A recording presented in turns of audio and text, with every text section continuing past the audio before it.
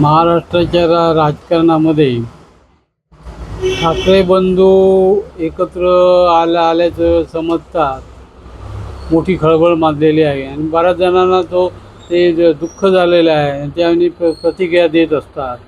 1966 साली माननीय शिवसेना प्रमुख बाळासाहेब ठाकरे यांनी मराठी माणसाच्या न्याय हक्कासाठी शिवसेना स्थापन केली आणि त्यापासून शिवसेनेनं तो मराठी विषय कधी सोडलेलाच नाही.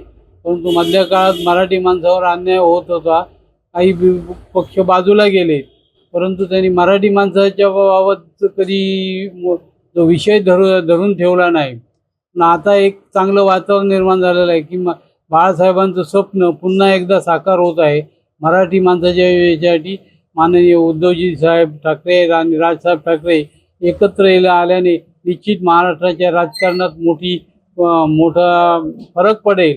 कारण विरोधकांना जी आहे, जर दोघेजण एकत्र आलेत आणि शिवसैनिकांचं आणि लोकांचं मत आहे की दोघे बंधू एकत्र येणं गरजेचं आहे आणि म्हणून अशा प्रकारचं एक चांगलं वातावरण ही शिवसेना आणखी भक्कमपणे उभी राहणार. कुठेही शिवसेनेची पडझड नाही. किती जरी गेले तरी त्या ठिकाणी 5 गेले तर 10 शिवसैनिक आम्ही तयार करतो, अशी शिवसेनेची बांधणी असल्यामुळे आणि बाळासाहेबांची जडणघडण असल्याने अशा प्रकारचं वातावरण या महाराष्ट्रामध्ये निर्माण होत आहे आणि त्याची पडझड याचे प्रतिसाद या जिल्ह्यामध्ये सुद्धा होईल, या तालुक्यामध्ये सुद्धा होईल.